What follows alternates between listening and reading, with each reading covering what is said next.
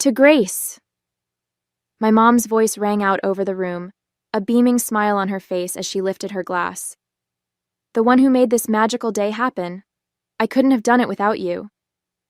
I froze in my seat, the words slamming into me like a brick wall.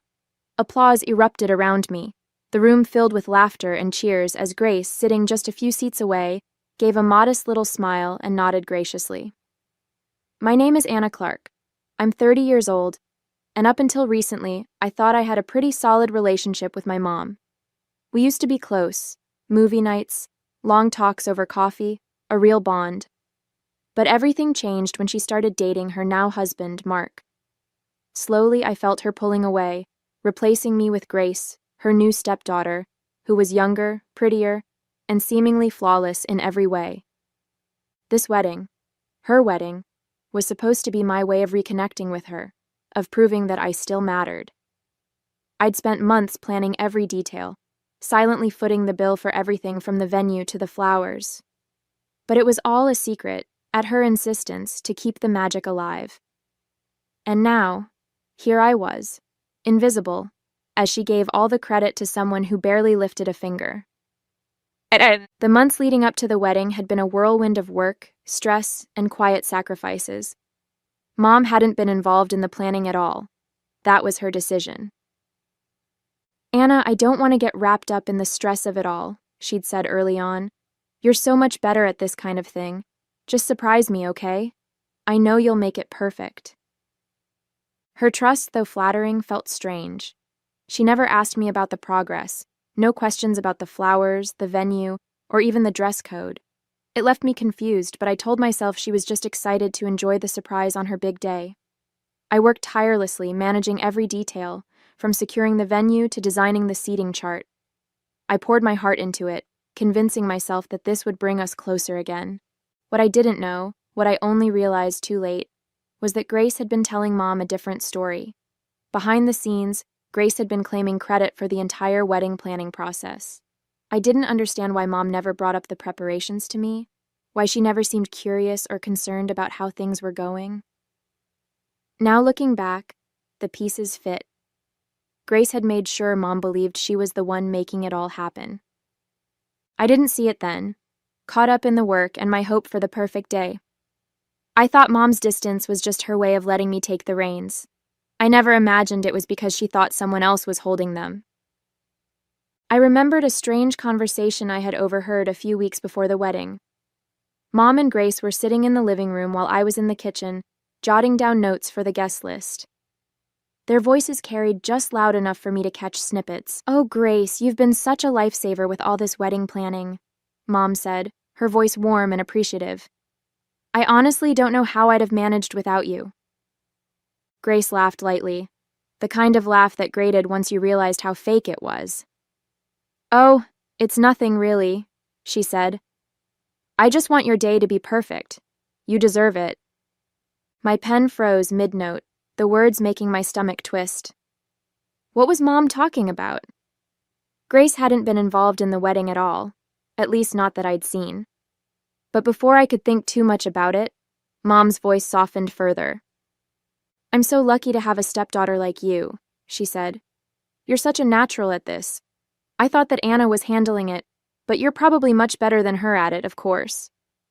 My throat tightened as I stood there, the conversation echoing in my mind. I wanted to walk in and ask what they were talking about, but I stopped myself. Maybe Mom was just being polite, or maybe Grace was helping in some small way I wasn't aware of. I told myself it didn't matter. But now, sitting here at the reception, her words made all too much sense. Grace had planted those seeds, and Mom had swallowed the narrative whole. The weeks leading up to the wedding were grueling. Every spare moment was consumed by spreadsheets, emails, and endless phone calls. I worked late into the night most days, juggling my regular job with the ever-growing list of wedding tasks. My desk became a chaotic mess of vendor contracts, swatches of fabric for the table linens, and color-coded seating charts. There was the day the florist called to tell me the flowers Mom wanted weren't in season, and I had to scour local suppliers to find a replacement. Then there was the venue mix-up, when the hall booked for the reception accidentally double-scheduled us with a corporate event. I spent hours on the phone smoothing things over, eventually securing the perfect space, though it cost more than I'd budgeted. I coordinated the catering, choosing a menu I knew Mom would love, and even paid extra for a tasting session to make sure it was just right. I handpicked the decorations, spent hours folding and tying ribbons for the chairs, and painstakingly designed the invitations myself to save money. All of this was done in secret, just as Mom had asked. I want it to be a surprise, she'd said. But the surprise came at a cost. Late nights, skipped meals, and a painful dent in my savings. I had put my whole heart into making it perfect for her, telling myself it was worth it to see her smile on the big day. And now, sitting at the reception, it was clear I'd been invisible the whole time. The sound of a fork tapping against a glass silenced the chatter in the reception hall. I looked up to see Mom standing at the head table, a radiant smile lighting up her face as she held her glass aloft. The room quieted in anticipation. I just want to take a moment to thank everyone for being here today, she began, her voice warm and filled with emotion. This day has been a dream come true for me, and I'm so grateful to share it with all of you. Her eyes scanned the room, briefly meeting mine, before moving on. Planning a wedding is no small task, and I have to admit I wasn't involved in much of it. But thankfully, I had someone who stepped in and made this day as perfect as it is. My heart swelled for just a moment, foolishly hoping she meant me. Grace, Mom continued, her voice brimming with pride, you've been my rock through this whole process.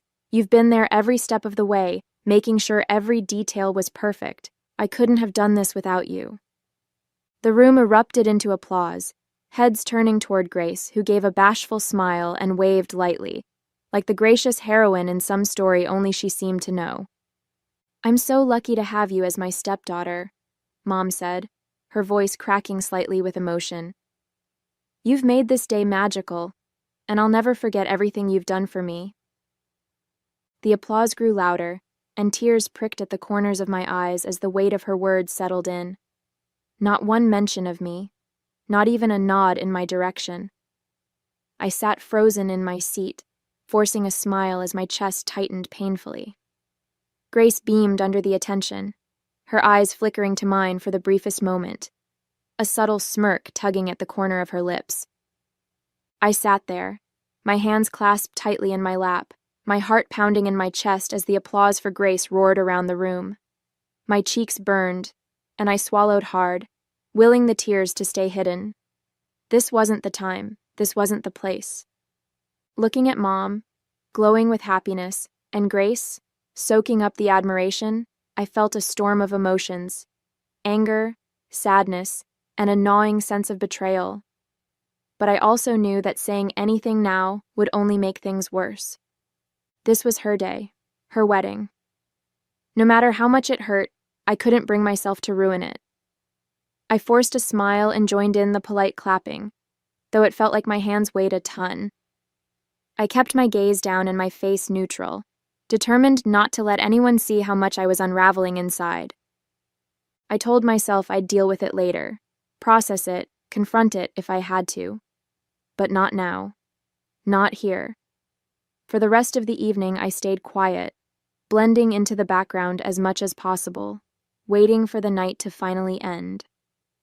A week after the wedding, when Mom returned from her honeymoon, I decided I couldn't hold it in any longer.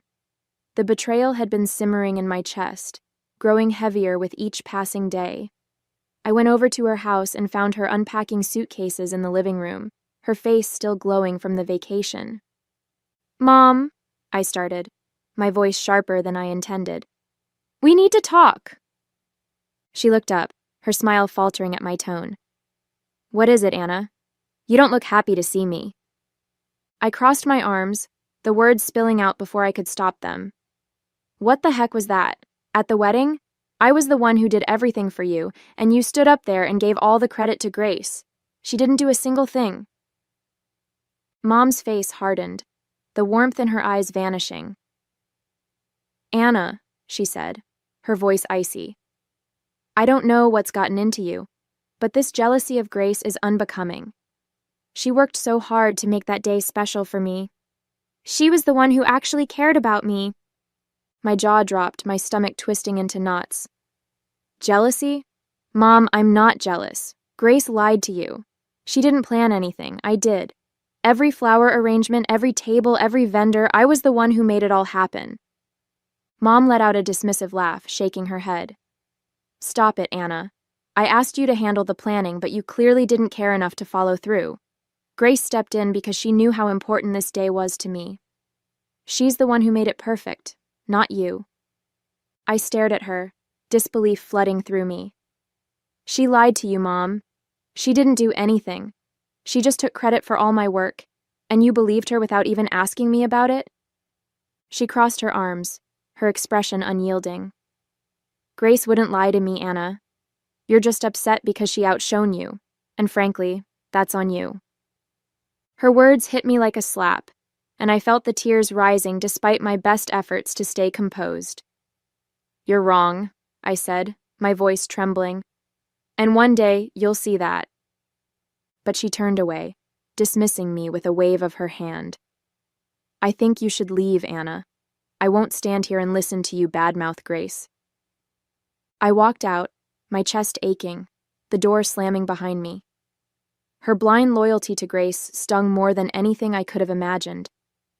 She had chosen Grace's lie over my truth, and I didn't know how, or if I could ever fix that. The next day I couldn't let it go. The anger and betrayal bubbling inside me pushed me to do what I'd been avoiding. I went to Grace's apartment. When she opened the door, her face lit up with that saccharine smile she always wore, as if she hadn't turned my life upside down. Anna, she chirped, leaning casually against the doorframe. What a surprise. What brings you here? I clenched my fists, forcing myself to stay calm. We need to talk, I said, my voice steady but sharp. Sure, come on in, she said with a cheerful tone, stepping aside. I walked past her into the pristine living room, the scent of her overly sweet perfume lingering in the air. I turned to face her, not bothering with pleasantries. What the heck, Grace? Why did you tell my mom that you planned her wedding? Her smile didn't falter, but there was a flicker of something in her eyes. Guilt, maybe, or just irritation. What are you talking about? She said, feigning confusion. Don't play dumb, I snapped, my voice rising. You told her you planned the wedding. You let her believe you did everything when it was all me. Do you have any idea how hard I worked? How much I sacrificed to make it perfect? Grace laughed lightly, brushing a strand of hair from her face. Anna, I never told her anything like that. She just assumed I was helping. I didn't think it was a big deal, so I didn't correct her. I glared at her, my blood boiling. Didn't correct her? You sat there at the reception and soaked up all the credit. You let her believe it was you while she completely ignored me. She crossed her arms, her smile turning smug. Look, it's not my fault she believes in me more than you. Maybe if you'd been a little more open about what you were doing, this wouldn't have happened. Her words hit like a slap, and I took a step closer, my voice trembling with fury. You're unbelievable. You knew exactly what you were doing, and you didn't care. All you wanted was the spotlight. Grace shrugged, her expression cool and detached. If it means that much to you, talk to her. It's not my problem if she thinks I'm better at these things than you are. I stared at her, disbelief and disgust flooding through me. You're pathetic, Grace, I said, my voice low. And one way or another, the truth is going to come out. Enjoy the spotlight while you can. Without waiting for a response, I turned and walked out, slamming the door behind me. My chest heaved with a mix of anger and resolve. I didn't know how yet, but I was going to make sure everyone knew the truth. Grace wasn't going to get away with this. The day of Grace's birthday arrived, and I sat at home stewing, knowing full well I hadn't been invited. I'd heard from my brother that it was going to be a big celebration. Grace's friends, her boyfriend Liam, and even my mom and the rest of the family would be there. The thought of them all laughing and celebrating while Grace basked in the attention made my blood boil. I stared at the folder on the table in front of me, packed with receipts, email chains, and text messages, every piece of evidence proving that I had been the one to plan and pay for Mom's wedding. Grace's lies had stolen my effort, my recognition, and my relationship with Mom. And I'd had enough. I grabbed the folder, threw on a coat, and headed out the door. I didn't know exactly what I was going to say, but I knew I couldn't let this go on any longer. Before I showed up, the room was buzzing with admiration for Grace. Laughter echoed through the space as her friends and family circled her, their voices overlapping with compliments. "You really outdid yourself with that wedding, Grace," one of her friends gushed, holding a glass of champagne. "Everything was so elegant. It looked like something out of a magazine." Another chimed in, "The floral arrangements were breathtaking. You have such an eye for detail." Even Mom couldn't hold back her adoration. "I don't know how you managed it all," she said, beaming at Grace. "You made it perfect, just like I knew you would." Grace basked in the attention, smiling sweetly and nodding modestly, her eyes glinting with satisfaction as she soaked up the praise for work she hadn't done. When I arrived at Grace's apartment, the party was in full swing. Laughter spilled out into the hallway as I stood at the door, taking one last deep breath before knocking. The noise quieted, and a moment later Grace opened the door. Her smile froze when she saw me. "Anna," she said, her voice tight. "What are you doing here?" "Crashing the party," I said evenly, stepping inside without waiting for an invitation. The room fell silent as I walked in, all eyes turning toward me. Mom was sitting on the couch, a drink in hand, while Grace's boyfriend Liam stood near the cake, looking confused. "Everyone?" I began, my voice loud and steady. "I'm sorry to interrupt, but there's something I need to say." Grace closed the door and turned to me, her face pale. "Anna, this isn't the time." "It's exactly the time," I cut her off, my gaze sweeping the room. "For weeks now, I've been watching someone else take credit for everything I did to plan my mom's wedding. And I think it's time everyone knows the truth." A murmur went through the crowd as I opened the folder and pulled out the first stack of receipts. "I was the one who booked the venue," I said, holding up the contract with my name on it. "I hired the caterers, chose the menu, and paid for every single dish served that night." I moved to the next pile. "I picked out the flowers, organized the centerpieces, and coordinated the delivery times. Here's the invoice and the email chain confirming it." My voice grew stronger as I continued, laying out the text messages, spreadsheets, and more. Everything, the invitations, the decorations, the seating arrangements, was done by me, not Grace. The room was dead silent now, the weight of my words settling over everyone. Mom's face was frozen in shock, and Grace stood stiffly near the door, her jaw clenched.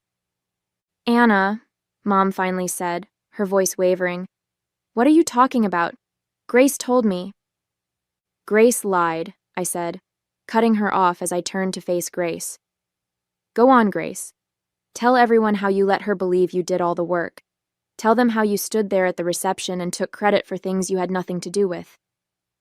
Grace's lips parted, but no words came out. The room seemed to hold its breath, waiting for her response. "It's not like that," she stammered, her voice shaky. I didn't lie, I didn't correct her because it wasn't a big deal." "Not a big deal," I said, my voice rising. "You let me work myself to exhaustion while you stood there and soaked up the praise. You didn't care about what that would do to me, or to Mom." Liam stepped forward, his face a mixture of confusion and anger. "Grace," he said slowly, "is this true? Did you lie about planning the wedding?" Grace turned to him, her eyes wide. "Liam, I..." "Don't," he said, holding up a hand. "Just tell me the truth." She looked around the room, her cheeks flushed with embarrassment. "Fine," she said finally, her voice bitter. "Yes, okay? I didn't plan the wedding. Anna did, but it's not like it matters. It was just one day." The room erupted in gasps and murmurs. Liam's face hardened, and he took a step back from her. It matters to me, he said coldly. If you can lie about something like this, what else are you lying about? He shook his head, his voice filled with disbelief. I can't do this anymore, Grace. We're done. Grace's mouth fell open, but no words came out. The color drained from her face as she watched Liam grab his coat and leave. I turned to Mom, who was sitting frozen, her eyes glossy with unshed tears. I tried to tell you, I said softly. I did everything for you, and you wouldn't even listen to me. Anna, she said, her voice breaking, I didn't know. I'm so sorry. I should have asked, I should have. It's too late for that, I said, my tone firm but not unkind. I just needed you to know the truth, and now you do. With that, I gathered my things and walked out, leaving the party in stunned silence. For the first time in weeks, I felt free. A couple of days later, the phone buzzed in my hand, and I glanced at the screen, surprised to see Grace's father's name. Mark wasn't the type to call. He was always quiet, keeping to himself at family gatherings. Hesitating for a moment, I answered. Hello? I said cautiously.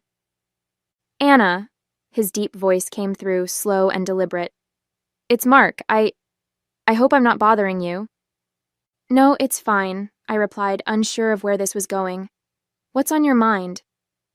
There was a pause, the kind that felt heavy with unspoken words. Finally, he sighed. I just wanted to apologize, he said, his voice thick with shame, for what happened, for what Grace did. My chest tightened, but I kept my voice calm. You don't have to apologize for her, Mark. It wasn't your fault. I know, he said quickly. But still, I feel responsible. I raised her better than that, or at least I thought I did. He paused again, struggling to find the right words. At the party, when I found out what she did, taking credit for all your work, I was ashamed, Anna. Terribly ashamed. You didn't deserve that. I swallowed hard, his sincerity catching me off guard. Thank you for saying that, I said softly. It means a lot. She's paying the price now, Mark continued, his tone somber. I think she's starting to understand the damage she's done. But that doesn't fix what you went through. If there's anything I can do to make it right, anything at all, just say the word. I exhaled, the weight of his words settling over me.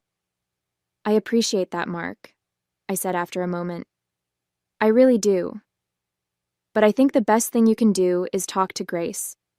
Help her see why this wasn't okay. I will, he said firmly. I promise, Anna. And again, I'm sorry. For all of it. Thank you, I said, my voice steady but filled with gratitude. That means more than you know. In the weeks following Grace's birthday, things shifted. Mom reached out several times, apologizing profusely for not believing me, and for the way she had dismissed my efforts. Her words were filled with regret, and though I accepted her apology, I made it clear that rebuilding trust would take time. Grace, on the other hand, had become a shadow of her former self. The admiration she had once basked in was gone, replaced by awkward silence and judgmental stares from friends and family who now saw her for who she truly was.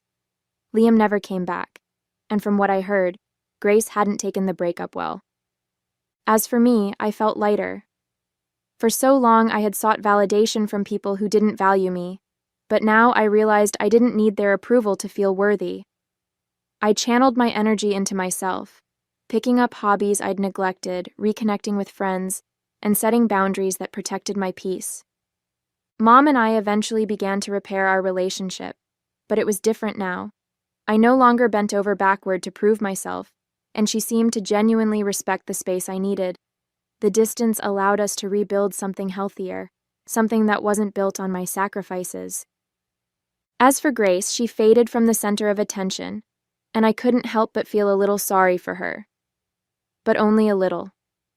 Sometimes, the truth had a way of setting things right. And for the first time in a long time, I felt like I could finally move forward.